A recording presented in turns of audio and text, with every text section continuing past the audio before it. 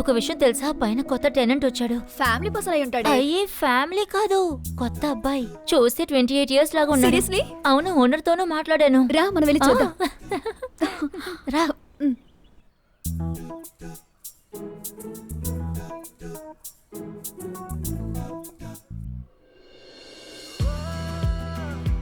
ఆ, ఇది హర్షనే కదా? హర్షనా?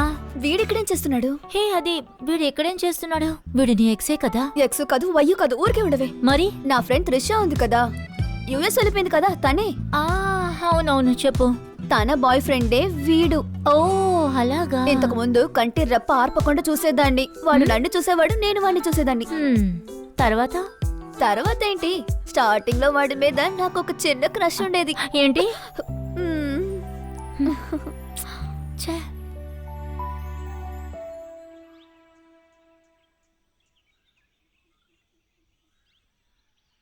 హర్ష్, నువ్వేంటి ఇక్కడ? నేను ఇక్కడే ఉంటున్నాను. ఓ, నేను ఇంటికి ఇప్పుడే వచ్చాను. నేను నిన్ను చూశాను. సరే, టైం ఉంది కదా, తర్వాత కలుద్దాంలే అనుకున్నాను. సరే, నువ్వు ఎక్కడ వర్క్ చేస్తున్నావు? నేను ఇన్ఫో పార్క్ లో. నువ్వు? నేను వర్క్ ఫ్రమ్ హోమే ఓ, చేస్తున్నాను. మంచి విషయమే. ఏం మంచోలే, మనకు తెలిసిన వాళ్ళని చూస్తేనే కదా సంతోషంగా ఉంటాం. ఎక్కడికైనా బయటకు వెళ్తున్నావా? నేను షాపింగ్ కి వెళ్తున్నాను. నేను చూడగానే వచ్చి మాట్లాడదామని వచ్చా. ఓ, ఎనీవే, ఫ్రీగా ఉన్నప్పుడు మాట్లాడుకుందాం. మన ఇద్దరు మాట్లాడుకోవడానికి చాలా విషయాలు ఉన్నాయి, పాత విషయాలు ఉన్నాయిగా. Sure. Bye, see you. Bye.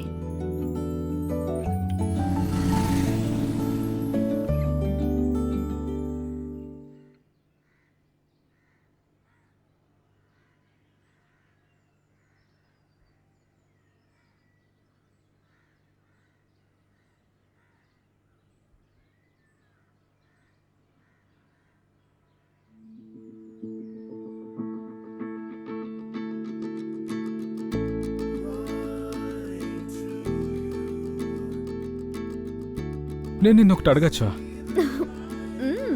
అడగొచ్చు. Okay, come. తర్వాత ఏమైంది?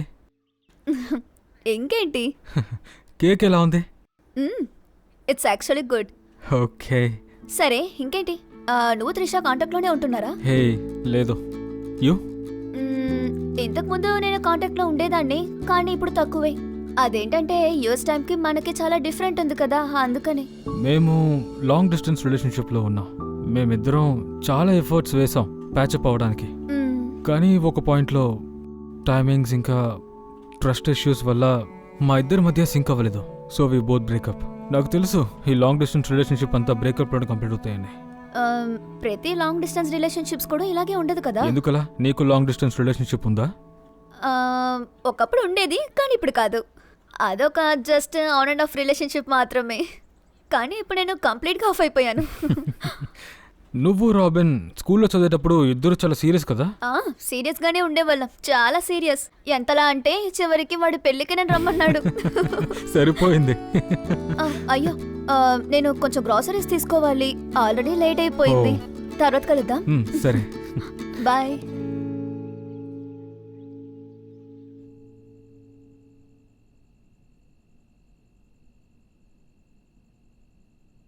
హాయ్, ఏంటి విషయం?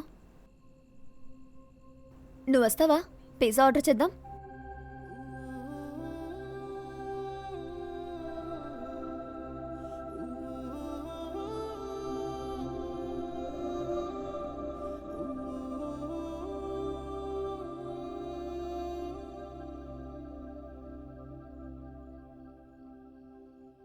ఇక్కడికి రావడానికి ముందు ఈ ప్లేస్ చాలా బోరింగ్గా ఉంటుందేమో అని అనుకున్నాను. కానీ ఇప్పుడు నువ్వు ఇక్కడ ఉండడం వల్ల నాకు ఇప్పుడు చాలా రిలీఫ్గా ఉంది. కానీ నువ్వు నా దగ్గర ఇది దాచాలని ట్రై చేయడం లేదు కదా? అది ఏంటి? అదొక చిన్న విషయమే. నీకు ఇప్పుడు చెప్తే అది బోర్ కొడుతుంది. పర్వాలేదు, చెప్పు, నేను వింటానులే. అది క్లాస్లో ఉన్నప్పుడు నేను నిన్నే ఎప్పుడు చూస్తూ ఉండేవాడిని. సో నువ్వు ఆ విషయం టీచర్కి చెప్పావు. టీచర్ నన్ను బాగా కొట్టారు. నీకు గుర్తుందా? ఓ, అదే విషయమా? అదే. ఆ రోజు నీ పేరు చెప్పింది నేను కాదు, నేహ. మేమిద్దరమే కదా క్లాస్ లీడర్స్. ఓ, అయితే ఈ విషయం ఆ రోజే నాకు చెప్పి ఉండాల్సింది. అలా కాకపోయి ఉంటే ఖచ్చితంగా టీచర్కి నేను ఈ పేరు ఇచ్చేదాన్ని కాదు. ఎందుకని? నీకు నా మీద క్రష్ ఉందా ఏంటి? అవును, ఏంటి? అది ఆ టైంలో క్రష్ ఉండింది. ఓ సీరియస్లీ నేను అంత అందంగా ఉండేవాడినా? నిజమే, నువ్వు త్రిషతో కమిట్ అయిపోయావు, నేను రాబిన్తో కమిట్ అయిపోయాను. అలా జరిగింది. Full of mysteries right. Exactly. చేతులు ఎక్కడ కడుక్కోవాలి? అక్కడ.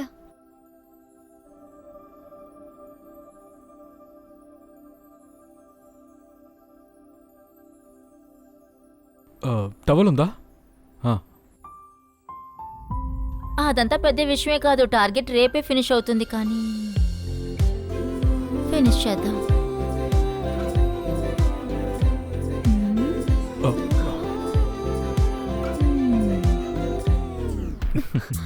థ్యాంక్స్. Okay bye. నువ్వు చేసేది ఏమీ బాగోలేదు.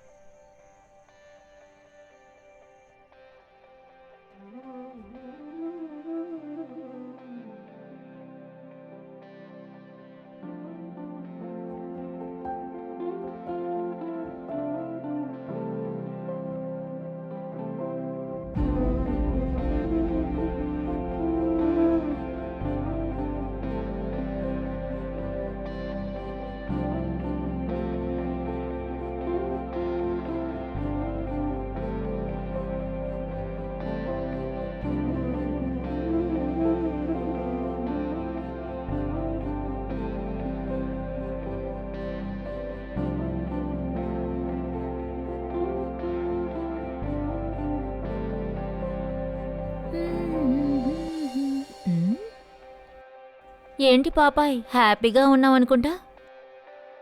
నీ క్రష్ ఏమంటున్నాడు? క్రష్ రేపు అవుటింగ్కి రమ్మంటున్నాడు. You mean for a date? అలా కూడా చెప్పొచ్చు. ఓహో, అదిరిపోయింది.